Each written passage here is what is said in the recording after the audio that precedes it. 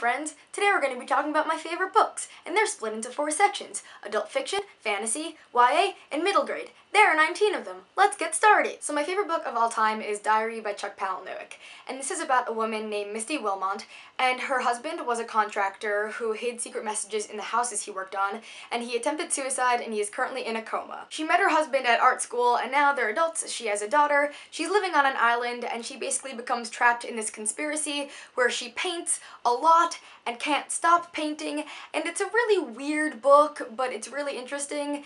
And I don't know, I read it at a time where a lot of the quotes in the book really helped me. Like, there was one quote that's like, I think on the actual last page, "We are all of us immortal, we couldn't die if we wanted to," and it's fascinating and weird. The next book is The Stranger by Albert Camus, and this is about a man named Mursal, might have pronounced his name incorrectly, I apologize if I did, and he kills an innocent Arab on a beach with seemingly no motive. In the beginning of the book, he seems to care about absolutely nothing, and then he kind of begins to care about himself, and then he begins to care about nothing again. And the book pretty much explores ideas about absurdism, and it's, I think, at least less about the plot and more about the message and the things it talks about. Next is Lolita by Vladimir Nabokov, and I actually made an entire video reviewing this book, so you can check that out after this if this book sounds interesting to you. This book is about a 37-year-old man named Humbert who is absolutely obsessed with a 12-year-old named Dolores Hayes, who he nicknames Lolita. And it's a very controversial book, as you might be able to tell, because of the basic topic,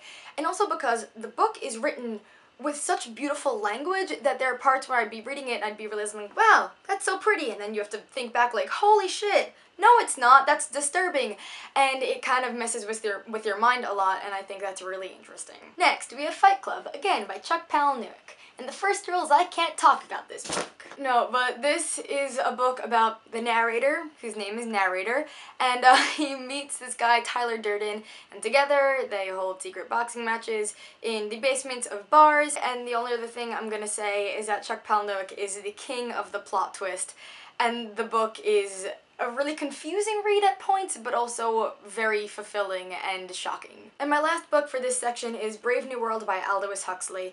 This is about a utopian society where, as babies, you are conditioned so you will eventually fit into the caste that you are assigned to, and basically everything in the world seems perfect. But there's this guy, Bernard Marx, and he wants to break it all, and a lot changes when he goes to visit a savage reservation, one of the few that are still existent, and there's a quote towards the end of the book that I think sums up at least, you know, the message of the book a lot, and it's, "I'm claiming the right to be unhappy," and it makes a lot more sense in context, but I just really like that quote. Now on to the fantasy section. Harry Potter, the first book and my favorite book of the series.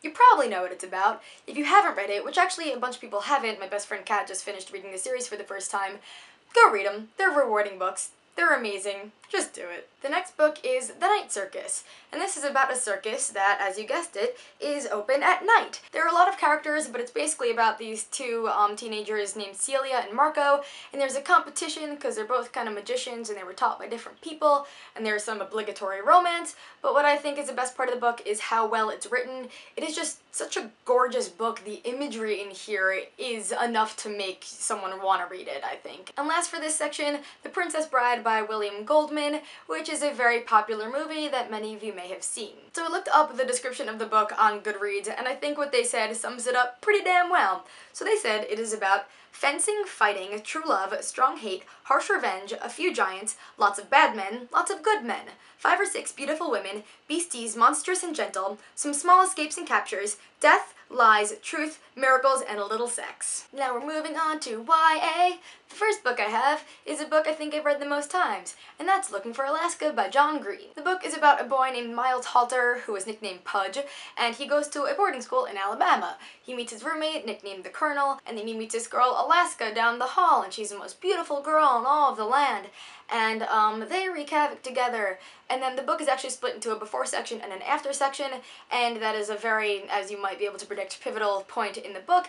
And the after section, I wrote some notes for this video. All I wrote for that was damn. So that says what I think I need to say about the book. Now, my favorite YA book I've ever read is Aristotle and Dante Discover the Secrets of the Universe by Benjamin Sainz. What I love about this book is that there's not really one huge main central plot. It's just about these two kids, Aristotle and Dante, and their friendship. And there aren't many characters. It's literally them two, some parents, and like one or two other friends.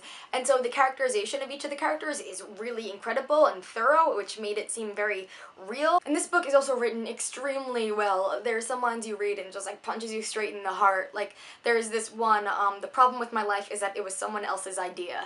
And I just really like that line, and I really like the book. The most recent book I read, which is easily now one of my favorite books ever, Forgive Me, Leonard Peacock by Matthew Quick. The book is about a high school kid named Leonard Peacock, and you learn in the very beginning of the book that he is going to kill both himself and another classmate today. The most interesting thing about the book is a perspective, because it is told first person from Leonard Peacock, and so you're reading it in that part, you're like, oh Leonard, let me give you a hug, then you're like, you're about to do a murder-suicide, and it's very conflicting, and it's written well, as per everything in this video, and yeah, I really like it. One of the most unique books I've ever read is Every Day by David Levithan.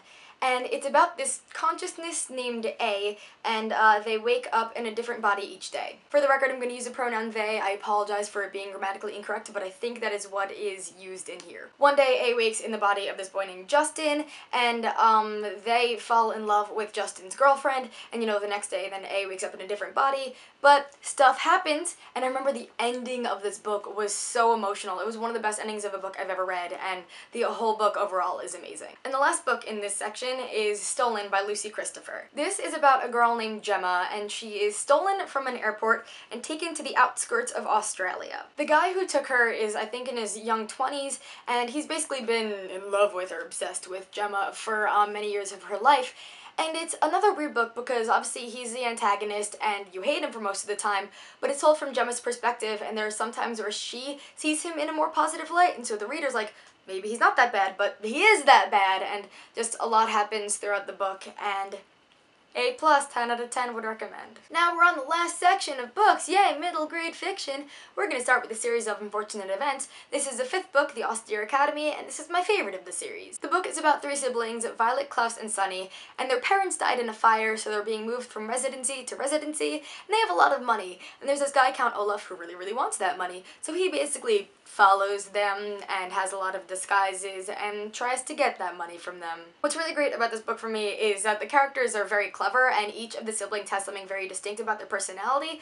Violet likes to invent things, and Klaus likes to read books, and Sunny likes to bite things. Next we have the Mysterious Bendix Society and the prequel, and I actually only have the prequel with me right now, but I'm going to talk about the series first. So the Mysterious Bendix Society is mainly about these 4 kids, Kate, Sticky, Rainy, and Constance, and there are 4 kids who are chosen to be in this Mysterious Bendix Society, and it is run by this guy Nicholas Benedict, and they're all extremely clever kids. And there's a lot of riddles in the book, which is my favorite part of the whole series. But the prequel I love even more. It's The Extraordinary Education of Nicholas Benedict. Oh, and this is by Trenton Lee Stewart. This is about the guy, Nicholas Benedict, and he's moved to an orphanage, and he is so incredibly clever. You'd never hear about a kid like this in real life, but reading about a fictional Nicholas Benedict is just really fun, and I don't know, the stuff he goes through and the adventures he goes on, what he figures out, is just really interesting to read about. And my last book is Every Soul a Star by Wendy Mass, and this is about 3 kids who bond over going to see a solar eclipse.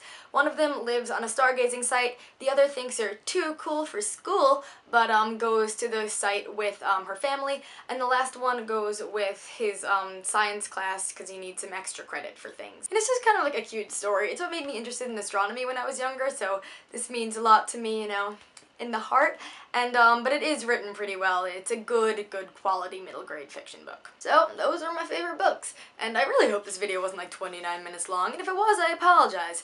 But yeah, have good lives, and you'll see me the next time I do a thing.